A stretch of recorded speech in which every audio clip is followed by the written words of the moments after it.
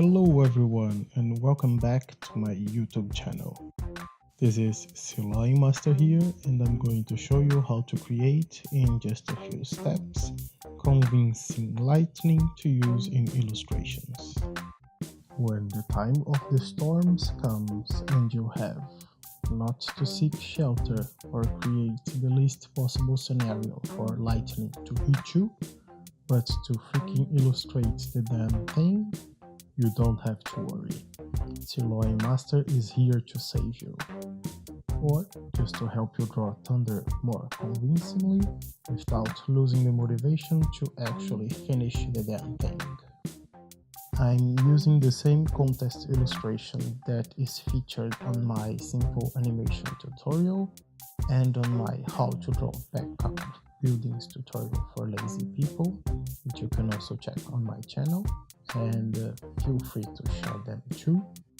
So, just as the illustration required a cityscape, since the character loves heights, it needed a thunderstorm because, well, the character also loves thunderstorms. And if you watched my tips for illustrating characters video, that you can also check on my channel, you will know that thunderstorm and a cityscape will be the best way to go on with the illustration. There are not many steps, so let's get to it. First, it is ideal to create simple straight cracked lines to use as guidelines for the lightning strokes. Start thin and then add thickness as you keep painting. Don't worry about leaving holes, they are good and can actually help creating a better look.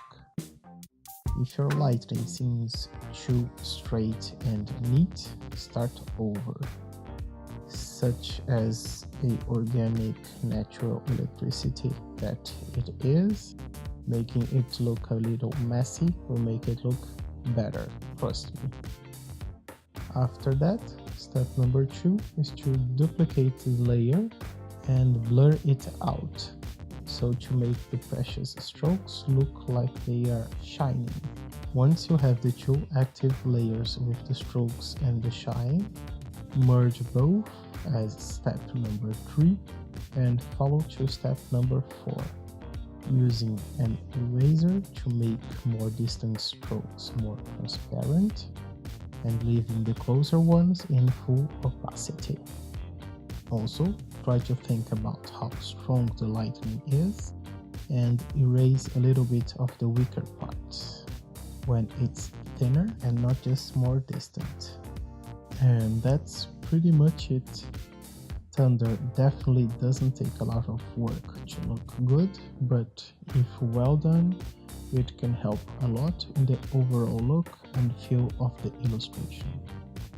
A full resolution image will be available on my DeviantArt Facebook and Instagram profiles. Please follow me everywhere and don't forget to subscribe to my YouTube channel to support if you want to see more.